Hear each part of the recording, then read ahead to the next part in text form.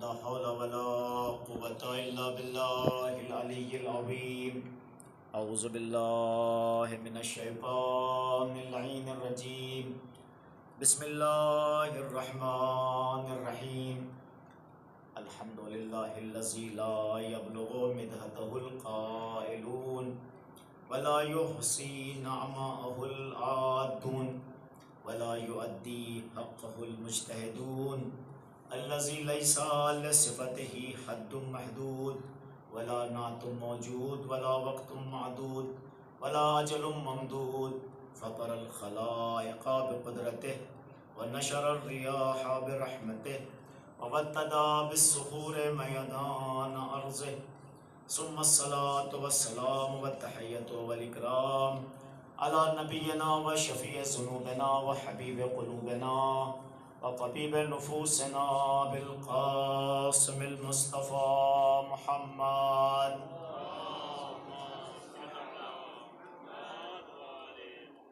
وعلى أهل بيته الطيبين الطاهرين المعصومين المظلومين المنتخبين المنتجبين الذين أذهب الله عنهم الرجس وطهرهم تطهيرا.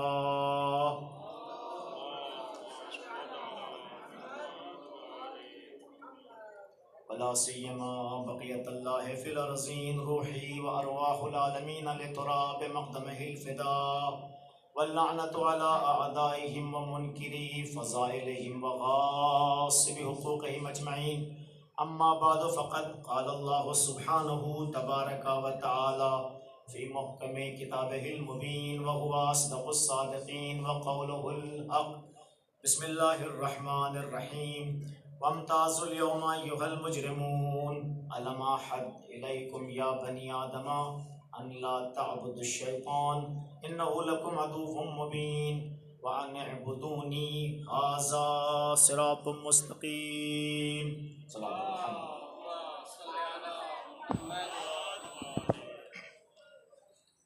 ارباب اعزاء، کربلا راہ عبودیت، اس عنوان کے تحت آپ کے سامنے گزشتہ جو سلسلہ گفتگو جاری ہے اس ضمن میں چند باتیں آپ کے سامنے عرض کی. آپ کے سامنے بیان ہوا کہ کربلا کیوں راہ عبودیت ہے. تو بیان ہوا کہ اس بات کو سمجھنے کے لیے کہ کربلا راہ عبودیت ہے یہ دیکھنا پڑے گا کہ سید الشہداء کے مقابلے میں آنے والے لوگوں کی فکر کیا تھی، تاکہ یہ سمجھا جا سکے کہ کس فکر سے سید الشہداء کا مقابلہ ہے، کس فکر کے خلاف سید الشہداء نے قیام کیا ہے، مقابلہ کیا ہے. تو اس موضوع کے تحت آپ کے سامنے یہاں تک سلسلہ گفتگو پہنچا تھا کہ میں نے جناب لقمان کی مثال آپ کے سامنے پیش کی تھی کہ جناب لقمان کس طرح سے عبودیت کے راستے کو ہمارے لیے بیان کر رہے ہیں. اور اسی کے ضمن میں یہ بات بھی پیش ہوئی تھی کہ ایک وہ چیز کہ جو انسان کو راہ عبودیت اپنانے سے روک دیتی ہے وہ تصور معاد کا، تصور قیامت کا کم رنگ ہونا ہے. جس معاشرے میں، جس سماج میں، جس انسان میں قیامت کا تصور جتنا کم رنگ ہوگا وہ معاشرہ اللہ سے اتنا دور ہوتا چلا جائے گا. ذہن گرامی، تو آپ کے سامنے اسی ضمن میں جناب لقمان کی نصیحتوں سے متعلق وہ قرآن کریم کی آیات ذکر ہوئی تھیں. تو آج دوسری نصیحت میں آپ کے سامنے بیان کرنا چاہتا ہوں. انہوں نے 10 نصیحتیں بیان کی ہیں. بہرحال ساری نصیحتیں تو بیان نہیں ہوں گی، فقط اس دوسری نصیحت کو بیان کر کے سلسلے گفتگو آگے بڑھا دوں گا. تو عزیزان گرامی، امام حسین علیہ السلام کے مقابلے میں جو فکر آئی تھی وہ فکر کون تھی؟ جو اسلام کو مٹا دینا چاہتی تھی، جس کا مقصد یہ تھا کہ عبودیت کے راستے کو تباہ کر دیا جائے، اللہ کے راستے کو مٹا دیا جائے. عزیزان گرامی، اور امام حسین علیہ السلام نے بھی واضح طور پہ اپنے موقف کا اعلان کیا اور یہ بیان کر دیا. کیا بیان کیا عزیزان گرامی امام حسین علیہ السلام نے؟ کہ مثلی لا یبایع مثلا، حسین جیسا یزید جیسے کی بیعت نہیں کر سکتا. اب سوال کیوں نہیں کر سکتا؟ تو امام دوسری جگہ ارشاد فرماتے ہیں وعلی الاسلام السلام اذا قد بلیت الامت برائن مثل یزید. اس اسلام کا فاتحہ پڑھ دینا چاہیے، اس اسلام کو ختم ہو جانا چاہیے۔ وہ اسلام تو مٹ جاتا، کون سا اسلام؟ جس کی باغ ڈور یزید جیسے خلیفہ کے ہاتھ میں آ جائے۔ جانے گرامی، یعنی امام کیوں ہے جانے گرامی؟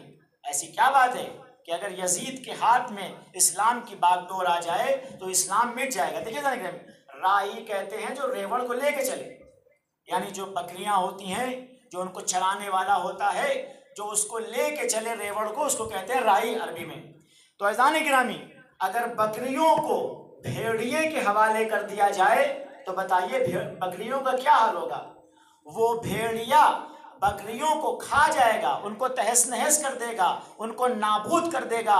تو امام یہی بیان کرنا چاہ رہے ہیں کہ اگر اسلام کا نظام، یہ دین کا سسٹم یزید جیسے فاسق و فاجر کے ہاتھ میں چلا گیا تو تمہیں اسلام تو نہیں ملے گا، اسلام کی نابودی ملے گی۔ شریعت تو نہیں ملے گی، شریعت کا فساد ملے گا۔ اسلام صرف زبانوں پہ ہوگا، اسلام صرف لقلقے زبانی ہوگا، اور تمام کام صرف دنیا کے لے کے جائیں گے۔ دانے گرامی، سوال اٹھتا ہے دانے گرامی کہ یزید کی جو یہ فکر تھی یہ کیوں ایسی تھی؟ امام حسین علیہ السلام اپنے ایک اور خطبے میں بیان کرتے ہیں، آپ کیا ارشاد کرتے ہیں کہ الا ان ہؤلاء ترکوا طاعت الرحمن۔ یہ کیوں ایسے ہیں دانے گرامی؟ یعنی یہ جو یزید کا محاذ ہے، یہ جو یزید کا جبہہ ہے، یہ جو یزیدی ٹولہ ہے جس کے مقابلے پہ امام حسین علیہ السلام قیام کر رہے ہیں، یہ کیوں راہ عبودیت کے مقابلے پہ ہیں؟ چونکہ امام جب منزل بیضا پہ پہنچتے ہیں تو خطبہ ارشاد فرماتے ہیں۔ امام کیا کہتے ہیں؟ اس فقرے شروعات کا خطبہ آپ کے سامنے نہیں پڑھا ہے، بیچ سے پڑھ رہا ہوں ذرا گرامی۔ امام کیا کہتے ہیں؟ الا ان ہؤلاء ترکوا طاعت الرحمن۔ یہ میرے مقابلے پہ آنے والی فکر کون ہے؟ یہ کون لوگ ہیں جنہوں نے اللہ کی اطاعت کو چھوڑ دیا ہے؟ وَأَلْزَمُوا طَاعَةَ الشَّيْطَانِ، اور انہوں نے شیطان کی اطاعت کا راستہ اپنا لیا ہے۔ دیکھیے اللہ ہم سے کیا کہا تھا؟ أَلَمْ أَعْهَدْ إِلَيْكُمْ يَا بَنِي آدَمَ أَنْ لَا تَعْبُدُوا الشَّيْطَانَ وَأَنِ اعْبُدُونِي هَذَا صِرَاطٌ مُسْتَقِيمٌ۔ اس آیت کریمہ کو میں نے آپ کے سامنے بیان کیا تھا۔ امام وہی کہہ رہے ہیں کہ میں راہ عبودیت کا راہی ہوں، اور جو میرے سامنے آئے ہیں وہ اللہ کی عبادت کو، اللہ کی عبودیت کے راستے کو چھوڑ دینا چاہتے ہیں اور شیطان کے راستے کو اختیار کرنا چاہتے ہیں۔ پھر امام فرماتے ہیں یہ جو میرے سامنے لوگ ہیں اظہر الفساد، انہوں نے زمین پہ فساد برپا کر دیا ہے۔ یعنی جو ٹولہ میرے سامنے ہے، جو فکر میرے سامنے ہے، اگرچہ نام انہوں نے اپنا خلیفہ رکھ رکھا ہے، اسلامی خلیفہ کے عنوان سے ہیں، لیکن اسلامی کو مٹا دینا ان کا ہدف ہے۔ اظہر الفساد جانے گرامی، اور کیا کرتے ہیں؟ اطل الحدود، انہوں نے الہی حدود کو معطل کر دیا ہے، حرام کو حلال کر رہے ہیں، حلال کو حرام کو حلال کر رہے ہیں، اور جو خدا کا مال ہے واستأثر الفی، اور جو یہ زکوٰۃ ہے، جو فی ہے، جو انفال ہے، جو مسلمانوں کا حق ہے، انہوں نے اپنے جابر و ظالم گورنروں کے ہاتھوں میں دے رکھا ہے۔ انہوں نے اسلام کا مال اس لیے استعمال کر رہے ہیں تاکہ اس مال کے ذریعے اپنے دنیاوی مقاصد تک پہنچا جا سکے۔ جانے گرامی، آگے خزرہ بن رہا ہے، سونے اور چاندی کے ظرف استعمال ہو رہے ہیں، رقص و سرور کی محفلیں ہو رہی ہیں۔ جانے گرامی، یعنی اسلام کا وہ مال جو اسلام کے مصلحتوں میں خرچ ہونا چاہیے تھا، جو مسلمانوں کی مصلحتوں میں خرچ ہونا چاہیے تھا، یہ جو میرے سامنے ٹولہ ہے یہ اسلامی مال کو اپنی زرخ اور برق زندگی کے لیے استعمال کر رہا ہے۔ واستأثر الفی، انہوں نے اس اسلام کے انفال کو، اس اسلام کے زکوٰۃ کے سسٹم کو اپنے قبضے میں کر لیا ہے۔ دیکھیے یعنی یہ وہ لوگ ہیں جو راہ عبودیت کو تباہ کر دینا چاہتے ہیں۔ وحللوا حرام اللہ، انہوں نے حرام الہی کو حلال کر دیا ہے۔ اور یہ لوگ کون ہیں؟ امام کہتے ہیں کہ وہ حللوا حراما، اور اللہ کے حرام کو انہوں نے حلال کر دیا ہے۔ یہ باقاعدہ صاف صاف سید الشہداء اپنے سامنے آنے والوں کی تصویر کشی کر رہے ہیں گرامی، اور پھر مسلمانوں کو خطاب کر کے کرتے ہیں کہ من رأى سلطانا جائرا مستحلا لحرم اللہ ناکسا عہدا مخالفا لسنت رسول اللہ ویعمل بالعباد بالاسم والعدوان فلم یغیر علیہ بقول ولا فعل کان اللہ پہ حق ہے کہ این یدخلہ مدخلا جانے گرامی، کانا حقا علی اللہ ان یدخلہ مدخلا جانے گرامی۔ امام تمام بشریت کو ایک پیغام دیتے ہیں امام کہ ہر وہ بادشاہ، ہر وہ حکومت کا حکمران جو اپنے بندوں کے ساتھ ظلم کرے جانے گرامی، اللہ کے حرام کو حلال بنا دے، عہد الہی کو توڑ رہا ہو اور رسول اللہ کی سنت کے خلاف کام کر رہا ہو، اور اللہ کے بندوں کے ساتھ ظلم اور ستم اس کا رویہ ہو تو کیا کرنا چاہیے؟ فلم یغیر علیہ بقول ولا فعل، اگر تم نے ایسے بادشاہ کے خلاف، ایسے حاکم کے خلاف، ایسے شاہ کے خلاف اگر تم نے نہ زبان سے کوئی غیرت کا مظاہرہ کیا، نہ قول سے اس کی مخالفت کی، نہ دل سے اس کی مخالفت کی، اگر تم اس کے دل سے اس کے حامی بن گئے، زبان سے اس کے حامی بن گئے، یا تم نے قول سے اس کی حمایت کی، کوئی بھی ذلك نہیں بطور کلی، یعنی میرے سامنے جو یزید ہے یہ اللہ کے احکام کو بدل رہا ہے، دین الہی کو مٹا دینا چاہتا ہے، تو امام قاعدہ کلیہ کہہ رہے ہیں کہ یہ ہمارے سامنے کا 61 ہجری کا یزید ہے۔ میں تمہیں ایک قانون دے کے جا رہا ہوں کہ زمانے میں جب بھی کوئی ظالم حاکم، کوئی ظالم حکمران آئے، تم اس کے سامنے اگر قول و فعل سے اس کی مخالفت نہ کرو تو اللہ کو حق ہے کہ اس کے ساتھ تمہیں بھی داخل کر دے جانے کے لیے۔ ایک صلوات بھیجیے بر محمد و آل محمد۔ رضان گرامی یہ فقط اس دور کے لیے نہیں تھا، آج ہم جہاں رہتے ہیں رضان گرامی، جس دنیا میں، اس دنیا دو دھڑوں میں بٹی ہوئی ہے، ایک وہ لوگ ہیں جو دنیا میں عدل قائم کرنا چاہتے ہیں، انصاف لانا چاہتے ہیں، دنیا میں بشریت کے لیے کام لانا چاہتے ہیں، اور دوسرا دھڑا وہ ہے رضان گرامی جو دنیا میں ظلم کرنا چاہتا ہے۔ آج دیکھ لیجئے آپ کہ مغرب کی سرپرستی میں، وحشی درندے امریکہ کی سرپرستی میں، آج دیکھیں اسرائیل جیسا وحشی درندہ دنیا میں کیا کر رہا ہے رضان گرامی، اور انہوں نے اس درندگی کے باوجود، اس ظلم کے باوجود، اس انسانوں کے استحصال کے باوجود، انسانوں کو اپنی فکر کا غلام بنانے کے لیے انہوں نے کیا کیا ہے؟ میڈیا کو خرید رکھا ہے، اقوام متحدہ کو خرید رکھا ہے، عالمی اداروں کو خرید رکھا ہے، حکومتوں کو خرید رکھا ہے رضان گرامی، لیکن کوئی نہ بولے۔ لیکن رضان گرامی دیکھیے، یہ حکومتیں نہیں بول رہی ہیں، میڈیا نہیں بول رہا ہے، ظالم حکمران نہیں بول رہے ہیں، لیکن ان کے ظلم کے خلاف پوری دنیا کی عوام کھڑی ہو رہی ہے رضان گرامی، اور یہ بتا رہی ہے کہ جو سید الشہداء کا پیغام تھا، جو سید الشہداء نے جس پیغام کو کربلا کے میدان میں دیا تھا کہ ظالم کا ساتھ نہ دینا اور مظلوم کے حامی بن کے رہنا، وہ آج بشریت میں ہم آج دیکھ سکتے ہیں کہ جو اس وقت اسرائیل اور امریکہ اور یورپ کی درندگی کی حمایت کر رہے ہیں، وہ آج کے عصر حاضر کے یزیدوں کی حمایت کر رہے ہیں، اور جو ان کے مقابلے میں کھڑے ہیں، قول سے ان کی مخالفت کر رہے ہیں، زبان سے اس کی مخالفت کر رہے ہیں، فیس بک پہ ان کی مخالفت کر رہے ہیں، واٹس ایپ کے ذریعے ان کی مخالفت کر رہے ہیں، مقالے لکھ کے ان کی مخالفت کر رہے ہیں، وہ دکھا رہے ہیں کہ ہمیں راہ حسینی پہ چلنا آتا ہے رضان گرامی۔ ایک صلوات بھیجیے بر محمد و آل محمد۔ تو اچھا، امام حسین علیہ السلام کے جو مقابلے پہ آنے والے جب یہ ایسے ہیں، یعنی جو راہ عبودیت کو مٹا دینا چاہتے ہیں، تو امام ان کے مقابلے پہ کھڑے ہو رہے ہیں، تو امام سب سے پہلے اپنے خطبے میں بیان کرتے ہیں کہ میں ان کے مقابلے پہ کیوں کھڑا ہوں۔ امام کہتے ہیں انا اہل بیت النبوہ ومعدن الرسالہ ومختلف الملائکہ ومحبت الرحمہ بنا فتح اللہ بنا یختم۔ دیکھو یزید کا چہرہ یہ ہے کہ یزید ظلم کرنا چاہ رہا ہے، یزید اسلام کو مٹا دینا چاہتا ہے، اور حسین کون ہے؟ جس کا تعلق اہل بیت نبوت سے ہے، حسین رسالت کی کان ہے، حسین وہ ہے جہاں وحی کا آنا جانا ہے رضان گرامی، حسین کون ہے؟ اس گھرانے سے تعلق رکھتا ہے کہ جن کے صدقے میں اللہ نے دنیا کو بنایا ہے اور جن کی وجہ سے دنیا کو ختم کرے گا رضان گرامی۔ تو اب آپ خود بتائیے، جس کا تعلق وحی کے گھرانے سے ہو، جو وحی کی آغوش میں پڑا ہو، جس کے اوپر بشریت کی ہدایت کی ذمہ داری ہو، اگر وہ یزید جیسے فاسق و فاسر کے سامنے جھک جائے تو پھر اسلام کا فاتحہ نہ پڑھا جائے گا تو کیا ہوگا رضان گرامی؟ ایک صلوات بھیجیے بر محمد و آل محمد۔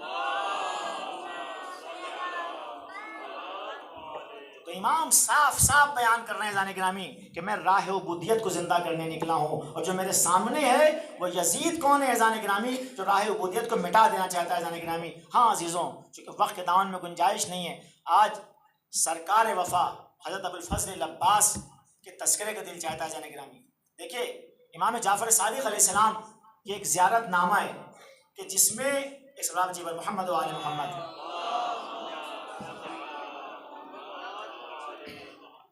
سرکار وفا کے بارے میں زیارت نامہ جس کو ابن قولوین نے جناب ابو حمزہ سمالی سے نقل کیا ہے، اور شیخ عباس قمی نے حضرت ابوالفضل عباس کے زیارت نامے میں اس کو لے کے آئے، تو بہت سی خصوصیات بیان کی ہیں جناب امام جعفر صادق علیہ السلام نے سرکار وفا حضرت ابوالفضل عباس کی۔ جو ایک سب سے بارز اور سب سے اہم خصوصیت آپ کی زیارت نامے میں بیان کر رہے ہیں، وہ کیا کہتے ہیں؟ السلام علیکہ ایھا العبد الصالح المطیع للہ ولرسولہ ولامیر المؤمنین والحسن والحسین۔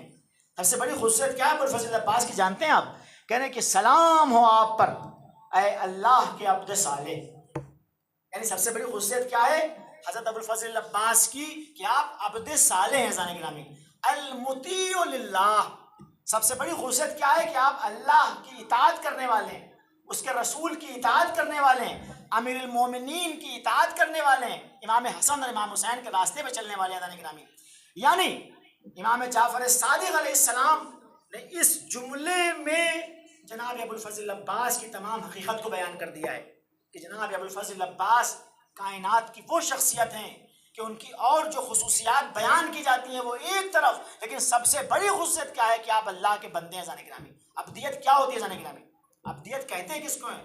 ہم نے کل تھوڑا سا اشارہ کیا تھا، آج بتا دوں آپ کے سامنے، ایک صلوات اجیب محمد و آل محمد۔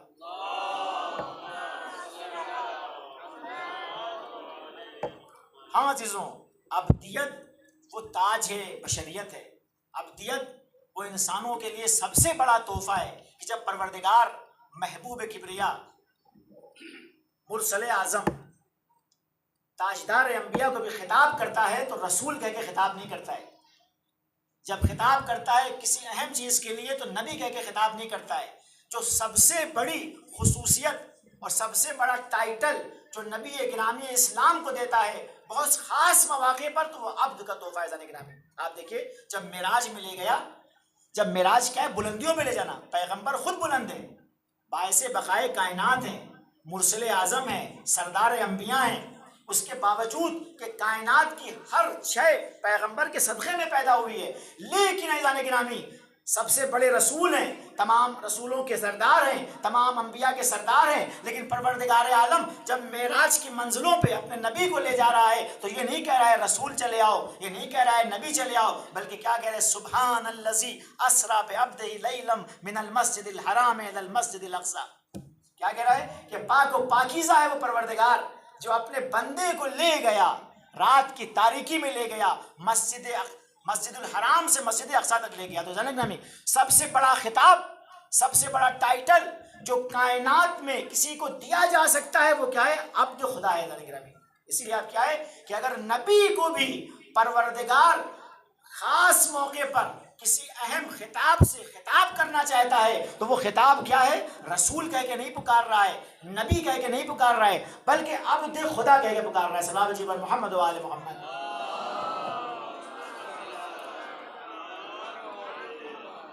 آپ دیکھیں ہم سے اور آپ سے جب شہادتین لی جاتی ہے تو ہم سے کیا کہا جاتا ہے کہ نبی کی رسالت کا فقط سب سے پہلے گواہی نہیں دیتے ہیں، بلکہ ہم شہادتین میں بھی جب گواہی دیتے ہیں تو سب سے پہلے جس بات کی گواہی دیتے ہیں اشہد ان لا الہ الا اللہ کے بعد اشہد ان محمدن عبدہ و رسولہ، یعنی رسالت سے پہلے اس بات کی گواہی دیتے ہیں کہ عبد کامل اگر دیکھنا ہے، عبد کامل کی تم کو اگر تصویر کشی دیکھنی ہے تو ہم تمہیں بتائے دیتے ہیں کہ میں گواہی دیتا ہوں کہ رسول کون ہے، سب سے پہلے عبد ہے۔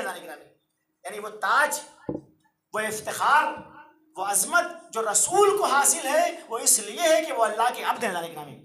رسالت کیوں ملی، نبوت کیوں ملی؟ چونکہ عبد کامل بن کے دکھایا ہے، اور عبد کامل اگر انسان بن جائے جانے گرامی اسی کو نبوت ملتی ہے، اسی کو رسالت ملتی ہے۔ صلوات بھیجیے بر محمد و آل محمد۔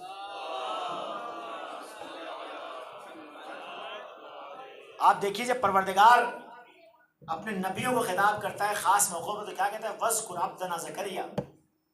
جناب خضر کو جب خطاب کیا کہتا ہے عبد من عبادنا۔ دیکھیں جب کسی انبیاء کی فضیلت کو بیان کرنا چاہتا ہے، انبیاء کی برتری کو بیان کرنا ہے تو ان کی عبدیت کی طرف اشارہ کرتا ہے۔ اور ہماری جانیں قربان ہو جائیں ہمارے اور آپ کے مولا پر، امیر کائنات بھی جب افتخار کرتے ہیں تو اس پہ افتخار نہیں کرتے ہیں کہ میں تمہارا امام ہوں، اس پہ افتخار نہیں کرتے ہیں کہ میں نے خندق کو اکھاڑا ہے، اس پہ افتخار نہیں کرتے ہیں میں شب ہجرت میں سویا تھا۔ جب افتخار کرتے ہیں تو کیا کہتے ہیں؟ کفا بعزن ان اکون لک عبدا وکفا بفخرا ان تکون لی ربا۔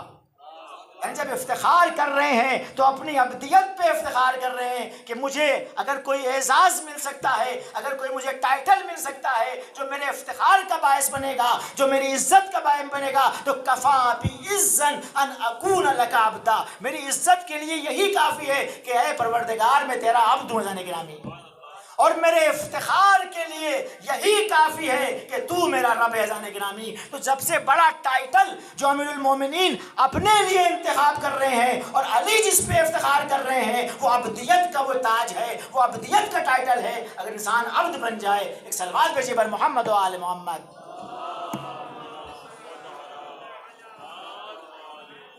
اس سے بہتر ایک صلوات بھیجیے بر محمد و آل محمد۔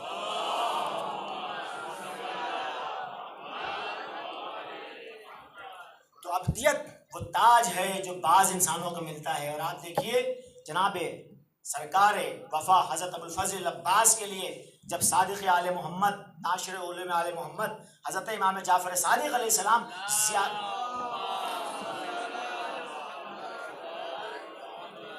جب عنوان دے رہے ہیں تو کیا رہا؟ السلام علیک ایھا العبد الصالح، یعنی سب سے بڑی خصوصیت جو ہے جناب ابوالفضل عباس میں، جو امیر المومنین کی آغوش تربیت کا اثر ہے، جو جناب فاطمہ کلابیہ ام البنین کی تربیت کا اثر ہے، کہ انہوں نے جناب عباس کو ایسا عبد بنا دیا ہے جانے گرامی کہ امام، دیکھیں امام کبھی بھی کسی کو جب کچھ کہتے ہیں تو اس لیے نہیں کہتے ہیں کہ چاپلوسی میں کہتے ہیں، بڑھا چڑھا کے کہتے ہیں۔ جب امام بھی کسی بات کو کہنا چاہتے ہیں تو وہ بات کہتے ہیں جو حقیقت ہے جانے گرامی۔ جب امام، چھٹے امام اپنے چچا کے لیے یہ کہہ رہے ہیں کہ سلام ہو میرا حضرت ابوالفضل عباس پر، جن کی سب سے بڑی خصوصیت کیا ہے کہ وہ عبد صالح ہے جانے گرامی، سب سے بڑا خطاب کیا ہے ابوالفضل عباس کے لیے کہ وہ اس طرح سے زندگی گزار رہے ہیں کہ حقیقی عبد صالح بن جاتے ہیں جانے گرامی، اور اس طرح سے زندگی گزار رہے ہیں کہ اپنی اللہ کی اطاعت میں سلامت روزگار رہے ہیں، رسول کی اطاعت میں سب سے بڑے ہوئے ہیں، اور تین امام کے ساتھ جب زندگی گزار رہے ہیں تو ہر امام کے ایسے پیروں ہیں کہ آج دنیا میں اگر اطاعت کی مثال دیکھنا ہے کہ اپنے زمانے کے امام کی اطاعت کیسے کرنا چاہیے تو سب سے بڑا مصداق حضرت ابوالفضل عباس ہے جانے گرامی۔ ایک صلوات بھیجیے بر محمد و آل محمد۔ یعنی آج ہمارے اور آپ کے زمانے کے امام کے سامنے اگر یہ مثال لائی جائے کہ ہم امام کے سامنے کیسے رہیں جانے گرامی، تو ایک سب سے بڑا آئیڈیل بشریت کے لیے جو یہ بتایا جا سکتا ہے کہ ایک امام کے سامنے کیسے رہنا چاہیے، اس مثال کو حضرت ابوالفضل عباس سرکار وفا نے دکھایا جانے گرامی، کہ اطاعت کے وہ جوہر دکھائے جانے گرامی، اطاعت کا وہ اعلیٰ نمونہ پیش کیا ہے کہ بشریت دیکھ کے جس کو جانے گرامی حیران ہے کہ حضرت ابوالفضل عباس نے کیا اطاعت کا نمونہ پیش کیا ہے کہ ایک امام کے سامنے کیسے رہا جاتا ہے، ایک امام کی کیسے پیروی کی جاتی ہے، ایک امام کا کیسے اطاعت گزار ہوا کہتا ہے۔ صلوات بھیجیے بر محمد و آل محمد۔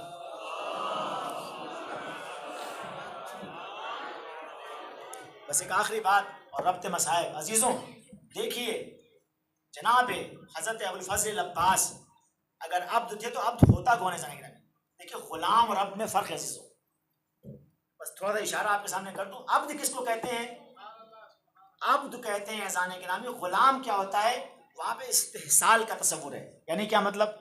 یعنی ایک انسان کسی ایسے کے تحت آ جائے جو اسے کمال سے پستیوں کی جانب لے جائے، کسی ایسے کا اسیر ہو جائے جو اسے بلندیوں سے نیچے لے کر آئے، کسی ایسے کے لیے آئے کہ جو اسے اپنے فائدے کے لیے استعمال کرے، اپنے جہاں پر استحصال کا تصور ہو، جسے ہم کیا کہتے ہیں مزدور یا کیا کہتے ہیں اب اس طرح کے جو جملات ہیں، وہاں پر غلام کا لفظ آتا ہے۔ اسی لیے اللہ کہیں پہ جب خطاب کر رہا ہے تو غلام کہہ کے ہم کو خطاب نہیں کر رہا ہے، بلکہ ہمیں عبد کہہ رہا ہے، تم اللہ کے عبد بن جاؤ۔ تو عبد کیا ہوتا ہے جانے گرامی؟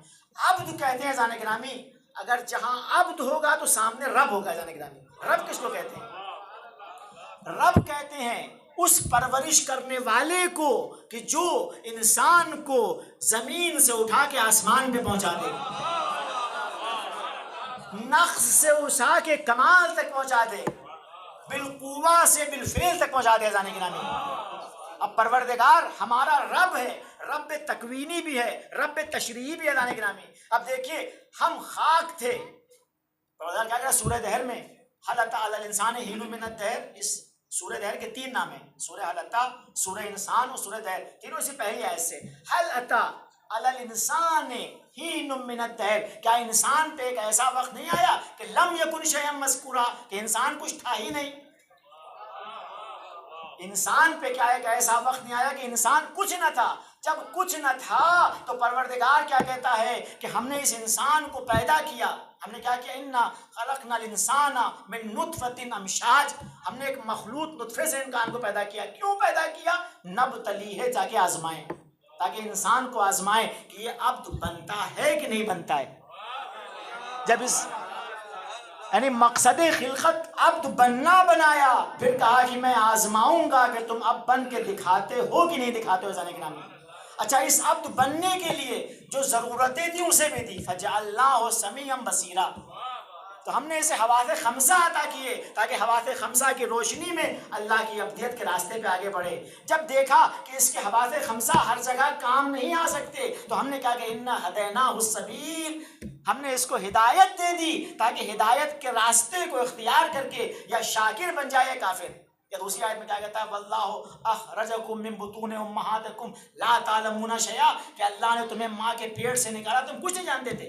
فجعل لکم السمع والابصار والافئدہ، پھر اللہ نے تمہیں کیا دی؟ حواس خمسہ دیے اور عقل دی. تو حواس خمسہ دیے تاکہ بدیہیات کو اس سے حاصل کر سکیں، عقل دی تاکہ حق اور باطل کی تفریق کر سکیں، وحی کے ذریعے ہماری تربیت کی تاکہ جہاں ہماری عقل نہیں پہنچ سکتی وہاں وہی ہمیں پہنچا دے. زانے گرامی، تو پروردگار رب کے کیا معنی ہے زانے گرامی؟ رب کہتے ہیں اسے کہ جو انسان کو ناقص سے کامل بنا دے. ہم خاک تھے، اللہ نے ہمیں نطفے میں تبدیل کیا، نطفے سے علقے میں تبدیل کیا، علقے سے مضغے میں تبدیل کیا، پھر کیا ہوا؟ ہڈی بنایا، اس پہ گوشت چڑھایا، پھر اس میں کیا کیا جانے گرامی؟ روح کو ملایا، انسان بنا دیا. یعنی جو مراحل تکامل ہیں جو انسان کو تدریجی طور پر نیچے سے اوپر لے جائے، اس کو رب کہتے ہیں جانے گرامی. یعنی ایسی چیزیں فراہم کرے جو ہمارے جسم کو بھی کمال تک پہنچائیں. دیکھیے آپ ایک دانے کو آپ لے لیے جانے گرامی، اور آپ اس کو یہاں بونا چاہیے. ایک دانہ لے کے یہ دانہ یہاں بو سکتے ہیں آپ جتنی بھی کوشش کر لیے وہ دانہ کہاں بوئے گا؟ زمین میں بویا جائے گا. دانے گرامی، ایک دانے کو آپ اٹھائیں زمین کے بجائے کہ میں بہت باکمال ہوں، بہت بڑا سائنسداں ہوں، میں نے بہت کمال پائے تھے، میں اس دانے کو اس ہتھیلی پہ اگا کے دکھلا دوں گا. اگا سکتے ہیں آپ؟ نہیں اگا سکتے دانے گرامی. کیوں؟ چونکہ جو سسٹم، جو نظام اللہ نے جمادات کا بنایا ہے، نباتات کا بنایا ہے، اور انسان چونکہ جسم رکھتا ہے، اسی انسان بھی اسی جسم کا حصہ ہے. اگر انسان چاہے کہ اللہ کے اس ربوبیت تکوینی کے اللہ نے جو ہمارے لیے تمام نظام رکھا ہے کھانے کا، پینے کا، اوڑھنے کا، کہ میں اسے استعمال نہیں کروں گا تو چلے جاؤ، انسان کچھ نہیں کر سکتا. اللہ نے گرامی، تو اسی طرح اللہ نے ہماری روح کی ترقی کے لیے، سماج کی ترقی کے لیے ہم کیسے نیچے سے اوپر جا سکتے ہیں، ایک ہدایت کا نظام بنانا ہے. اسی کے فالو کرنے کو کہتے ہیں جانے گرامی اللہ کا عبد بننا.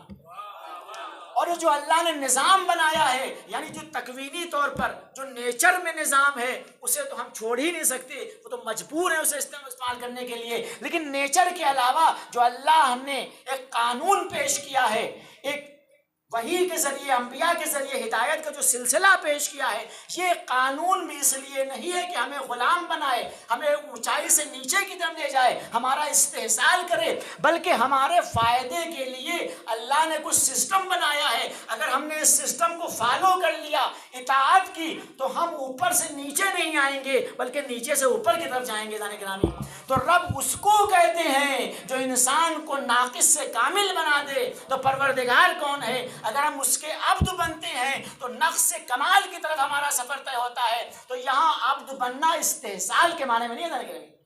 عبد بننا یہ نہیں ہے کہ خدا کے لیے ہم کام کر رہے ہیں. خدا تو غنی بذات ہے، ہم ہیں کہ فقیر محض ہیں. انتم الفقراء الی اللہ وهو الغنی الحمید. اللہ کیا ہے؟ غنی ہے، ہم اللہ کے محتاج ہیں. عبد کہتے ہیں وہاں پر جہاں پر سامنے والا باکمال ہو اور آپ کا ہاتھ پکڑ کے آپ کو آگے لے جائے. مثال دیتا ہوں گرامی، ایک استاد ہے زانے گرامی، استاد کے اطاعت کرنا یہ انسان کو اوپر سے نیچے نہیں لاتا ہے بلکہ انسان کو کمال کی منزلیں استاد طے کرتا ہے. جتنا جتنا استاد کا انسان اطاعت کرتا جائے گا کمال کی منزلیں طے کرتا چلے گا. باپ کی اطاعت اس لیے نہیں ہے یعنی باپ کا جو انسان عبد بنتا ہے، باپ کی اطاعت کرتا ہے، اس لیے نہیں ہے کہ باپ اس کو کمال سے نیچے کی طرف لا رہا ہے، بلکہ باپ کیا ہے، جتنا باپ کے کہنے کو مانے گا، وہ باتیں جو دین کے مطابق ہیں، عقل کے مطابق ہیں، تو باپ اس کو کمال کی جانب لے جائے گا۔ تو اب ہم سے جو کہا جاتا ہے کہ اللہ کے عبد بن جاؤ، یہاں پر عبد اس لیے نہیں ہے کہ اللہ کو ہم سے کوئی فائدہ ہے، اللہ ہمیں پستیوں کی جانب لے جائے گا، بلکہ عبد بن کے تمہیں اللہ زمین سے آسمان پہ اٹھا دے گا، تمہیں اللہ مادیت سے عرفان کی منزلوں پہ لے جائے گا، تمہیں اللہ ایسا بنا دے گا کہ تمہیں جیسا انسان ایک کامل بننا تھا۔ جانے گرامی ایک صلوات بھیجیے بر محمد و آل محمد۔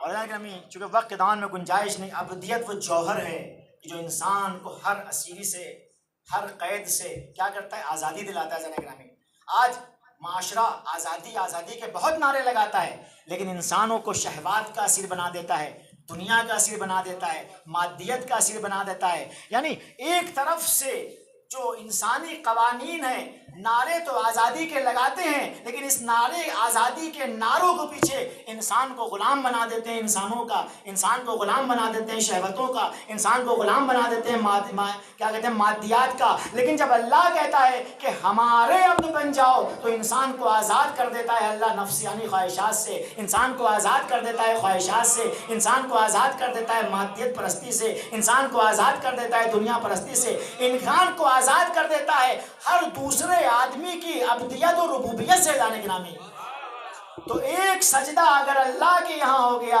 تو یہ سارے انسان کو سجدوں سے نجات دے دے گا۔ جانے گرامی ایک سر اللہ کے سامنے جھکا دو، ساری غلامیوں سے نجات مل جائے گی۔ ایک مرتبہ اللہ کے عبد بن جاؤ، تمہارے اللہ تمہیں ایسا کمال عطا کرے گا کہ ساری عبودیت سے تمہیں چھٹکارا مل جائے گا۔ جانے گرامی صلوات بھیجیے بر محمد و آل محمد۔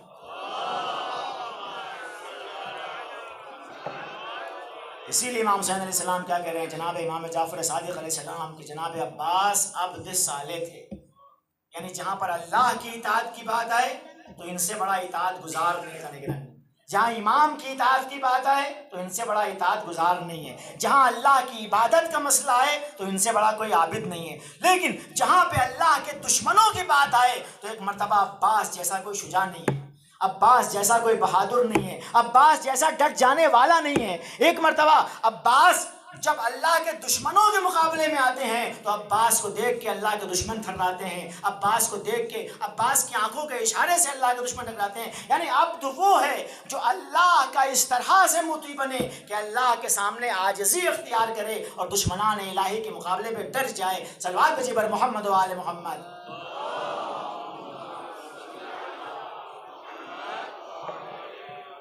کربلا راہ عبودیت ہے، اور اس کے ایسے ایسے نمونے ہمیں پیش کیے ہیں، جس کی سب سے بڑی مثال اس عبودیت کی سرکار وفا حضرت ابوالفضل عباس ہے جانے گرامی، جنہوں نے دکھایا کہ کیسے عبد صالح بننا ہے۔ جانے گرامی اللہ کے سامنے کس طرح سے عبد بننا ہے، یہ ہمیں کہاں دکھتا ہے؟ جانے گرامی شہدائے کربلا میں دکھتا ہے، چھوٹے چھوٹے بچے ہیں لیکن وہ عبودیت کا نمونہ پیش کیا ہے کہ انسانی عقل حیران ہے کہ آیا اس طرح بھی اللہ کی راہ میں آیا جا سکتا ہے۔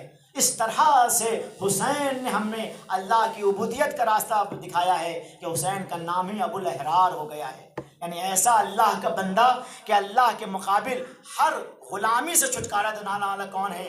یہ حریت اور آزادی اگر حقیقی ملے گی تو حسین کے در پہ آ کے ملے گی۔ ادان گرامی ہاں عزیزوں، روایتیں بتاتی ہیں کہ سرکار وفا حضرت ابوالفضل عباس چھوٹے سے ہیں، ایک مرتبہ چھوٹی سی عمر ہے، مولا کائنات کے ساتھ کہیں بیٹھے ہوئے ہیں، اصحاب کا مجمع ہے، دوسرے لوگ بھی بیٹھے ہیں، سرکار سید الشہداء کو پیاس لگتی ہے، پیاس لگی عزیزوں، ایک مرتبہ سرکار سید الشہداء اپنی پیاس کا اظہار کرتے ہیں۔ جیسے ہی سرکار سید الشہداء نے اپنی پیاس کا احساس کیا، ایک مرتبہ اس سے پہلے کہ قمبر جائیں اور پانی لے کے آئیں، جناب ابوالفضل عباس چھوٹے ہیں لیکن حسین کے عشق سے ان کا دل بھرا ہوا ہے، ایک مرتبہ چاہتے ہیں کہ حسین کی اس خواہش کو سب سے پہلے میں پورا کر دوں۔ روایتیں بتاتی ہیں کہ سرکار وفا ایک مرتبہ چھوٹے سے کوزے میں پانی لیتے ہیں، اپنے سر پہ رکھتے ہیں اور چاہتے ہیں کہ مولا حسین تک یہ پانی پہنچا دیں۔ روایتیں بتاتی ہیں چونکہ چھوٹا سا سن ہے، پانی اچھل اچھل کے جسم پہ گر رہا ہے، اب جب یہ منظر امیر کائنات نے دیکھا، زار زار گریا کرنے لگے، چیخ چیخ کے رونے لگے۔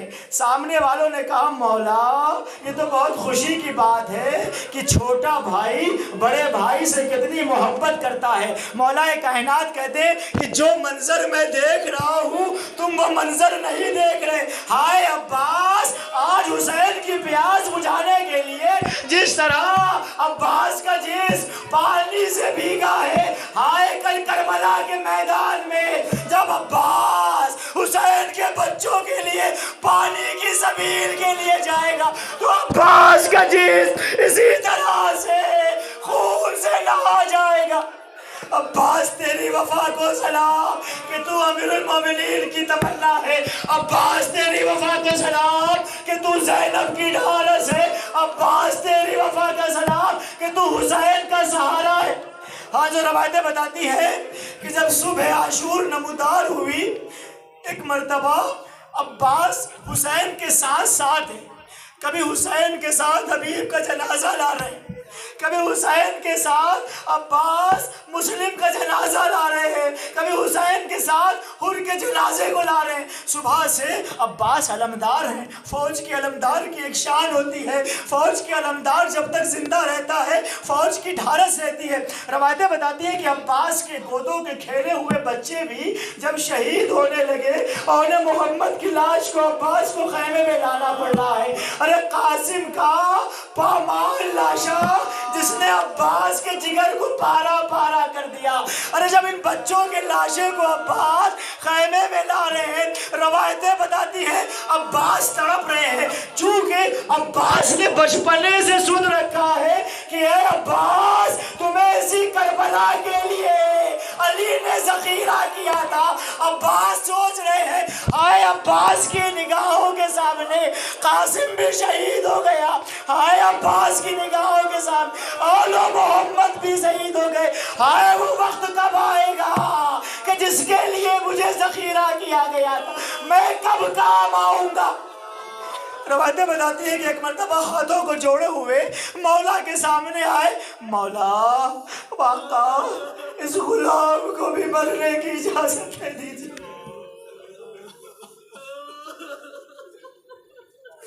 مولا سے کہتے ہیں آقا اس غلام کو بھی مرنے کی اجازت دے دیجیے۔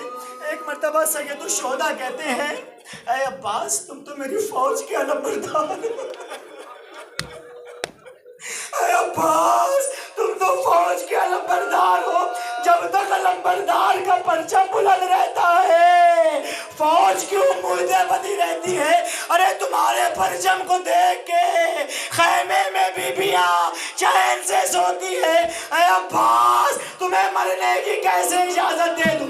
ہائے مولا اب وہ فوج ہی کہاں رہی جس کی میں علمبرداری کروں۔ روایتیں بتاتی ہے کہ ایک مرتبہ ابھی عباس و حسین میں یہ گفتگو ہو رہی ہے کہ ایک مرتبہ خیمے سے آواز ہے الاتاش الاتاش، ہائے پیاس ہائے پیاس، ہائے اس آواز نے عباس کے جگر کو پھاڑ دیا، عباس کی طاقت نہ رہی۔ ایک مرتبہ مولا نے کہا عباس اگر جانا چاہتے ہو لو ان بچوں کے لیے پانی کی سبیل کر دو۔ روایتیں بتاتی ہیں کہ ایک مرتبہ سرکار وفا اس خیمے میں گئے جہاں مشکیزیں رکھے رہتے تھے، جانے کے بعد کیا دیکھا؟ چھوٹے چھوٹے معصوم بچے، ارے چھوٹے چھوٹے معصوم بچے مشکیزوں کو سینے سے لگائے، ہائے پیاس ہائے پیاس ہائے پیاس کی آوازیں لگا رہے ہیں۔ ایک مرتبہ ابو الفضل عباس نے ایک مرتبہ سکینہ کو بلایا، سکینہ مشکیزہ لے کے آؤ، لاؤ میں تمہارے لیے پانی کی سبیل کر دوں۔ ارے جیسے ہی سکینہ نے یہ سنا مشکیزہ لا کے دیا اور بچوں کو جمع کیا، بچوں آؤ آؤ اب چچا پانی لینے جا رہا ہے، اب تم پیاسے نہ رہو گے۔ آئے عباس نے جب بھی وعدہ کیا ہے کبھی بھی وعدے کو ایسا نہیں ہوا ہے کہ پورا نہ کیا ہو۔ ہائے میرا شیر جیسا عباس پانی لینے جا رہا ہے، اے بچوں اب تم پیاسے نہ رہو گے۔ آج روایتیں بتاتی ہیں کہ ایک مرتبہ عباس باہر نکلے، حسین نے عباس کے ہاتھوں میں علم سنبھالا، علم دینے کے بعد یہ علم لے کے عباس نے اس علم میں مشک سکینہ کو باندھ دیا۔ ہائے عباس کی محبت، اس مشک سکینہ کو عباس نے کربلا میں کیسے باندھا تھا کہ آج دنیا کے گوشے گوشے میں جہاں بھی عباس کا علم نکلتا ہے مشک سکینہ عباس کے اس طرح سے علم سے چپکی ہوئی ہے جیسے لگتا ہے کہ سکینہ عباس کے سینے سے چپٹی ہوئی ہے۔ خدا آپ کو کسی قوم میں نہ لائے، اجرکم اللہ۔ ایک مرتبہ عباس آگے بڑھے، عباس جب آگے بڑھے ایک مرتبہ علی کا شیر تھا، اس کے سامنے فوجیں کیسے آتی، فوجیں کائی کی طرح پھٹی، عباس نے ترائی پہ قبضہ کر لیا، ترائی پہ قبضہ کر لیا، چونکہ عباس کا مقصد تھا دشمنوں کو بھگانا۔ ایک مرتبہ عباس کامیاب ہو گئے۔ روایتیں بتاتی ہیں سادہ گرامی، جب ترائی پہ قبضہ کیا تو ایک مرتبہ عباس نے مشکیزے کو بھرا، مشکیزے کو بھرنے کے بعد ایک مرتبہ عباس نے کیا کیا، مشکیزے کو بھرنے کے بعد اپنے چلو میں پانی لیا۔ اب جو چلو میں پانی لیا تو ایک مرتبہ فوج کو دکھایا۔ شاید عباس چاہتے تھے کہ تم یہ کہتے ہو کہ پانی پہ میرا قبضہ ہے، دیکھو عباس نے دکھا دیا کہ پانی عباس کے قبضے میں ہے، لیکن عباس کی وفا یہ گوارا نہ کرے گی کہ خیمے میں آقا حسین پیاسے رہے اور عباس پانی پی لے، سکینہ پیاسی رہے، عباس پانی پی لے۔ آئے جھولے میں ننھا علی اصغر پیاسا ہو، عباس پانی پی لے۔ روایتیں بتاتے ہیں کہ ایک مرتبہ عباس نے مشک کو سنبھالا۔ اب عباس کی نگاہ صرف یہ ہے کہ یہ مشک کس طرح سے خیمے میں پہنچ جائے، سکینہ سے پیاس بجھانے کا وعدہ کر کے آئے۔ عباس نے مشک کو لی، ایک مرتبہ ترائی سے اوپر اٹھے، آگے آئے، عباس آگے بڑھ رہے ہیں۔ جب فوج نے دیکھا کہ اب عباس کو روکا نہ جا سکتا ہے، ایک مرتبہ شمر چلایا، ارے فوجو دیکھو پانی کا ایک قطرہ حسین کے خیام میں نہ جانے پائے۔ روایتیں بتاتی ہیں کہ ایک مرتبہ ایک شقی نے چھپ کے عباس پہ وار کیا، عباس کا دائنا بازو کٹا، بچے علم کو دیکھ رہے تھے، بچوں کے دل تھرا گئے۔ عباس نے دوسرے ہاتھ سے علم پکڑا، دانتوں سے مشکیزے کو پکڑا، آگے بڑھے، ایک شقی نے وار کیا، عباس کا دوسرا بازو بھی قطع ہوا۔ عباس اب بھی چاہتے ہیں کہ جسم سے خون بہ رہا ہے، لیکن آئے یہ مشکیزہ خیموں میں پہنچ جائے، لیکن آئے ایک تیر ایسا آیا، مشک کا پانی بہ گیا، عباس کی امیدیں ٹوٹی۔ عباس نے گھوڑے کا رخ دوبارہ ترائی کی طرف کر دیا، بھاگی ہوئی فوجیں لپٹی پلٹی۔ ایک شقی نے عباس کے سر پہ ایسا گرز مارا، گھوڑے پہ سنبھلا نہ گیا۔ آقا حسین آخری سلام۔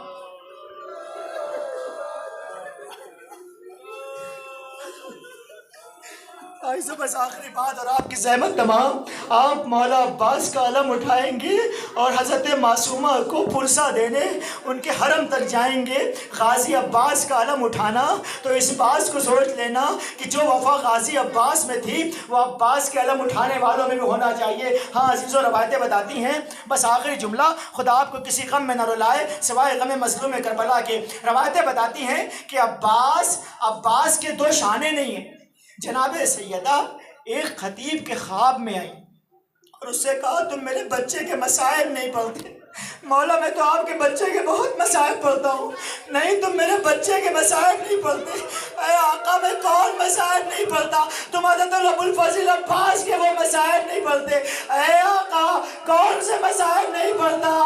ارے جب میرا جان عباس گھوڑے سے گرا، ارے کوئی بھی گھوڑے سے گرتا ہے پہلے بازوؤں کو ٹیک دیتا، ہائے عباس کے تو ہاتھ بھی نہیں، ارے عباس گھوڑے سے گر بل زمین پہ آئے، حسین عباس کے جب پاس پہنچے کیا دیکھا؟ کڑیل جوان زمین پہ ایڑیاں رگڑ لائے، آگے سر کو زانو پہ رکھا، اے عباس کوئی وصیت ہو تو بتا دو، کوئی تمنا ہو تو بتا دو۔ آقا صرف 2 وصیتیں ہیں، 2 تمنائیں ہیں۔ اے آقا میں سکینہ سے وعدہ کر کے لایا تھا کہ پانی خیمے میں پہنچاؤں گا، آقا میں پانی نہ پہنچا سکا، میرا جنازہ خیمے میں نہ لے جائیے گا، میں سکینہ سے شرم کرتا ہوں۔